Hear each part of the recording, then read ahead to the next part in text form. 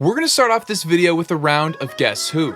So let's see if you can tell the difference between Hall of Fame closer Trevor Hoffman and Francisco Rodriguez, an extremely great closer in his prime. In fact, he holds an MLB record that might never be broken. But before we talk about that, let's see if you can tell Hoffman and K-Rod apart. Player 1 had a 2.86 career ERA, struck out 1,142 batters in their career, won 2 Rolaids Relief Awards, and made 6 All-Star teams. Player 2 had a 2.87 career ERA, struck out 1,133 batters in their career. They also won 2 Rolaids Relief Awards and made 7 All-Star teams. Did I stump you? Player 1 was K-Rod and Player 2 was Trevor Hoffman. The similarities between their accolades and career numbers is shocking to those who've never compared them side by side. Now, of course, I am neglecting the save stat, which is kind of important because it's the primary reason for Hoffman's Hall of Fame election. His 601 saves at one point were the most in baseball history until Mariano Rivera came along. But Francisco Rodriguez still has his fair share of saves. He has the 4th most of all time, with 437. He saved 40 or more games 6 times in his career. And in 2008, K-Rod had a season that would etch his name into baseball history. Francisco Rodriguez found success at the big league level almost immediately. He was called up in 2002, got into a few games, but by 2004 had cemented himself as a top reliever in the league. His 1.82 ERA in 84 innings pitched is incredible, so much so that he finished 4th in Cy Young voting and made the All-Star team. Oh, and I forgot to mention that he struck out 123 batters. That's insane, and it actually turned out to be the highest K/9 of his career.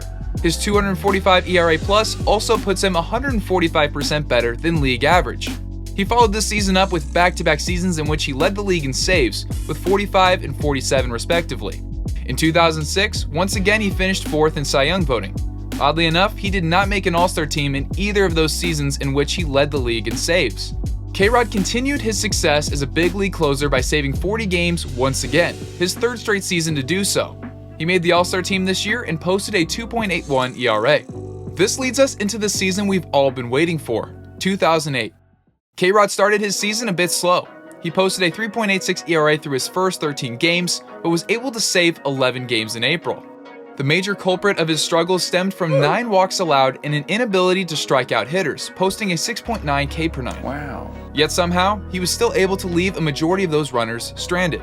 May rolled around and K-Rod got back to his dominating self. His 0.73 ERA in this month was the best of the season, and he recorded 10 saves over 13 games pitched. He allowed just 1 run this month and significantly lowered the amount of runners he was allowing to reach.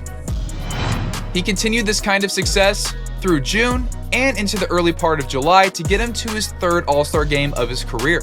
K-Rod through the first half of 2008 put himself in a prime position to break the all-time saves record, which at the time was 57 saves set by Bobby Thigpen of the White Sox in 1990.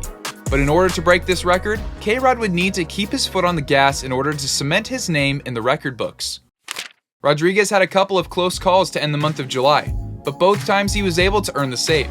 In both outings, the culprit was the long ball, as he allowed a solo shot in both appearances before limiting the damage to hold down a 1-run and 2-run lead respectively. In August, K-Rod really lived up to his awesome nickname and struck out a whopping 14.7 batters per 9 innings. He got into 13 games, saving 9, which oddly enough was the least amount in a single month this season. He earned 2 wins and struck out 18 hitters. He ran into some tough luck, allowing a couple of unearned runs, but kept his ERA at a reasonable 2.45 mark. Now here's where things get interesting. K-Rod entering September, the final month of the regular season, was sitting at 53 saves, 4 more saves to tie the record and 5 more to break it. The first week of September was not an eventful one. He did record a save, but would follow it up with a rough outing where he allowed 2 hits and an earned run, luckily not in a save situation. The Angels would give K-Rod a lot more opportunities in the second week, so many in fact that it felt like Rodriguez was earning the save every other day. September 7th, 10th, and 11th were all days K-Rod earned the save, and after that last save, K-Rod had tied the MLB record for saves in a single season, with 57. If he wanted to one-up Bobby Thigpen, all he needed was 1 save in the season's final 2 weeks. It seemed like an attainable goal, especially while playing for a competing team in the thick of the postseason race. The Angels were on track to take their division and play in some October baseball. K-Rod's next opportunity came just 2 days after his record-tying save. He would take the mound at home against the Seattle Mariners. With a 3-run lead, the entrance to baseball history seemed to be wide open for the 26-year-old. The ninth got off to a start that had the fans feeling sick to their stomach. The first 2 Mariners reached, and with nobody out, they were just one swing away from tying this game up and delaying K-Rod's chance at history. With Ichiro Suzuki now standing in, the odds of getting a double play were slim to none. But K-Rod was able to get Ichiro out on a ground ball that would earn them a force out at second base, thanks to a fantastic glove flip from Sean Rodriguez to Brandon Wood. With runners on the corners, Ichiro took off for second and stole his 42nd base of the year off of K-Rod and catcher Mike Napoli. Runners were now on second and third, still with just one out. Up stepped Wladimir Balentien. The common theme for K-Rod was leaving base runners stranded, and he would get one step closer to doing so in this game when he struck out Balentien on a nasty changeup. Now just one out away from history, Raul Ibanez stepped into the box. In 2008, Ibanez had 23 homers and 110 RBIs, so he wasn't going to be an easy out. And Ibanez battled. With the count now full at 3-2, Rodriguez went to that bread and butter changeup and got Ibanez to swing and miss. K-Rod had climbed the mountain. He was now the single-season saves leader. As complacent as K-Rod could have been, that wasn't in his DNA. He would not be ending his season with 58 saves. Unfortunately, Rodriguez ran into some tough luck in a save opportunity against the Oakland A's.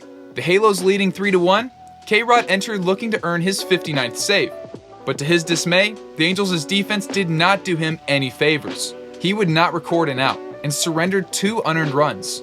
However, he would redeem himself the very next day against the Athletics, nailing down the save. Within a week of that bad luck outing against Oakland, K-Rod had saved 4 games in 4 straight appearances. On September 24th, he nailed down his 62nd and final save of the year. What a storybook ending to a fantastic season for K-Rod. While he was never able to approach this number again, it goes to show that if the opportunities are there and you have some good fortune on your side, history is inevitable. 73% of K-Rod's saves came in games where his team had a 2-run or less lead. Of his 62 saves, 23 came with 1-run leads. To give a comparison, Eric Gagne in 2003 led the league with 55 saves, and 24 of those came in 1-run games, which was a major league record until Edwin Diaz came along in 2018 and saved 27 games in a 1-run lead. K-Rod was not gifted a 3-run lead every single time he went out to the mound. Of his 62 saves, just 17 came in a so-called easier situation. Even still, saving a ballgame with a 3-run lead can get dicey. Look at the record-breaking save we talked about earlier. K-Rod's ability to nail down these saves with just a 1-run lead definitely contributed to his record-breaking mark, but a lot of things came down to the team. You can't earn a save without the team winning. It's an obvious statement, but an indisputable one. The Angels accomplished this by winning 100 games, the most in franchise history. As a result, Rodriguez was given 69 save opportunities on the year, and he nailed down 62 of those. By no means was this a perfect season, but it was a perfect storm to allow K-Rod the opportunity to make history. The closest anyone has gotten to approaching K-Rod's 62 saves in 2008 was when Edwin Diaz saved 57 games for the Mariners back in 2018. With that being said, it then begs the question, is this an unbreakable record? Let me know in the comments down below what you think.